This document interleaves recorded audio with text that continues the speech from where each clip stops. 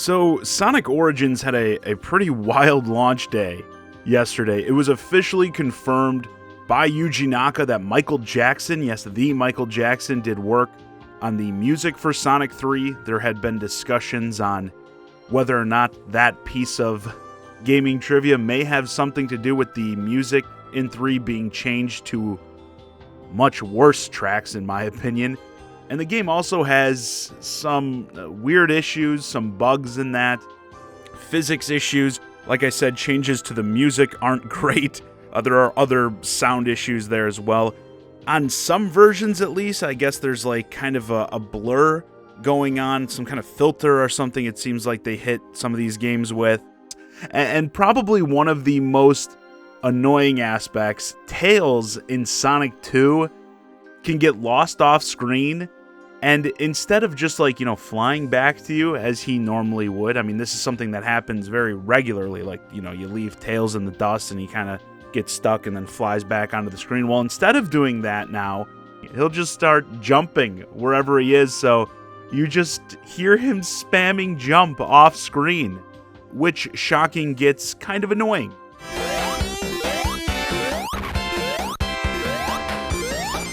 Now, Headcanon is one of the teams that worked on the game, specifically 3 and Knuckles, I believe.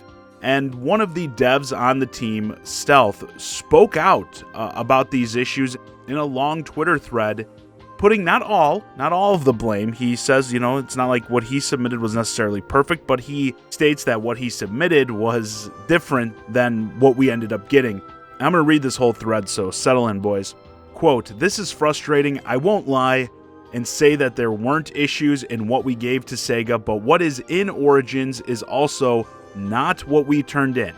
Integration introduced some wild bugs that conventional logic would have one believe were our responsibility. A lot of them aren't. Regarding Origins, we were outsiders creating a separate project that was then wrangled into something entirely different. We knew going in that there would be a major time crunch, and we worked ourselves into the ground to meet it just so this would even be made and released.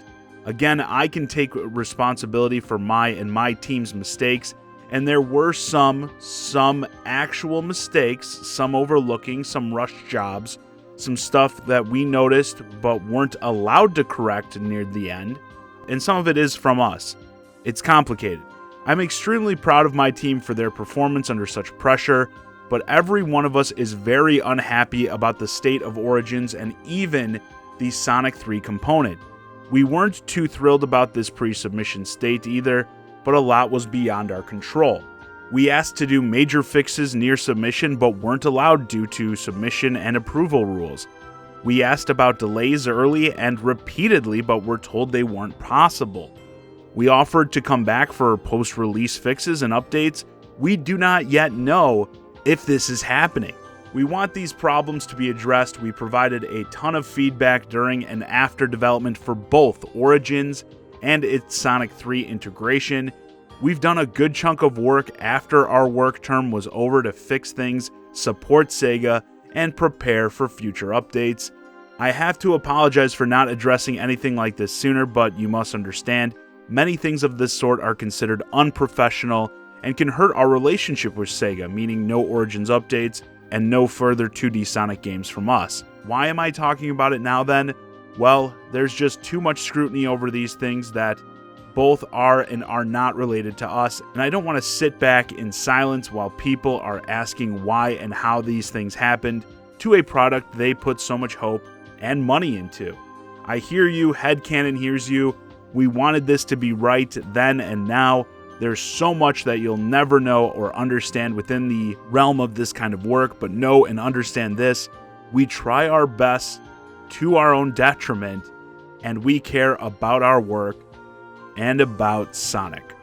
So basically, it seems like in many ways this collection was a bit of a rush job, as is said here. There's talk about the team working themselves into the ground, the infamous crunch, not being allowed delays, which seeing as how this game released on Sonic's birthday, I'm sure Sega picked that day and then were like very firm on it. Just such dumb choices, man. The key thing that stands out to me is this what was in the game was not what the team submitted thing, which sounds like a lot of the issues with this collection were introduced with how, Sega pulled all this stuff together. Perhaps in the process of making these separate games whole, a bunch of bugs were introduced, which of course isn't an excuse for them. And if a game has issues, fix them. I always say this. It's better off to delay than launch with a bunch of issues. Honestly, no one cares if this game is released alongside some special date. I believe you're not going to get one single extra sale of this game because it's released on Sonic's birthday. But on the other hand, if there's bad PR during a game's release, that definitely can cost you some sales. Not only then, but later. How many times we see this, it's like, yeah, sometimes these issues get fixed, even like a few weeks, a month after release, but it's tainted and people are like, I heard it's buggy and I'm just not going to buy it. Like, I really don't get the logic behind a lot of Sega's choices. Because rushing this stuff out doesn't help you in any way, especially in the long run. Like, Sonic games aren't making the big bucks because of these practices, because at this point, players expect this kind of shit from Sega. Am I going to sit here and say I'm shocked after what happened with Sonic Colors that this collection has issues? Of course not. I expected it to. And I want to be clear, I'm not trying to totally bash this release, act like it's a complete mess or anything, but handling a collection like this shouldn't be that hard. Like, it shouldn't have any of these kinds of problems to begin with. It's like I said when I did the video criticizing all the stupid pre-order bonus DLC crap with this game. People expect these collections to be a simple way to get the best versions of all these games. Like, what's really the point if these games all exist without these issues? Oh, because I can play in widescreen? And while this is also one person's account, I always try to reiterate, we don't know exactly how all this stuff went down. It's never fair to take one person's perspective as just gospel. But this is another piece to go on the mountain of evidence that Sega and the Sonic team just really don't care that much about this franchise. Certainly not like these devs care. And I'm sure that's hard too, because these developers are clearly big Sonic fans. And it's like, the diehard Sonic fans who are already, let's be honest, they're a little psychotic, are also the ones who are most going to notice these issues and criticize these devs. Like, you can tell in the thread, this is very much a defense against the criticism being thrown at them. And man, I can see that being incredibly frustrating. Like, if you submitted something, and yeah, sure, maybe there were some issues with it, but it was still a pretty good product, and then the game gets released and it has all these issues that weren't in what you submitted. Yeah, I could see that being incredibly frustrating. Also, it takes balls to come out like this against a big company like Sega when you're a smaller fish in the same industry. The thread even says this may hurt their relationship with Sega. Some more tweets were put out later to try and clarify things, keep the reactions from getting too out of control. They said, they're not fighting with Sega. Also, they're not trying to say these issues won't necessarily get fixed. Like, I saw it too, some people taking that out of context where it's like, they're waiting to hear about fixing the game means like it's never going to get fixed. Yeah, that's not necessarily true. Once more, it's not an excuse. None of this is an excuse. With me, always, none of the, it'll be fixed later, whatever, is not an excuse for releasing the game with issues. Delay it. But it is blowing things out of proportion to be like, none of this stuff is ever going to get addressed.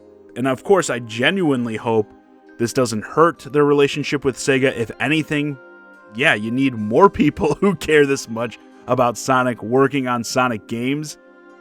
Like, if Sega execs were smart, obviously they're not, they'd listen to these sorts of criticisms, especially when they're coming directly from developers like this. It's not like this stuff is actually coming from me or people like me. This Shy Guy's bitching about something in video games, must be a day that ends in Y. No, this is an opinion that actually matters, where the people involved could have real consequences just for expressing it. I mean, at the end of the day, the big company wants to make more money. Players want to play good games. Better games tend to make more money.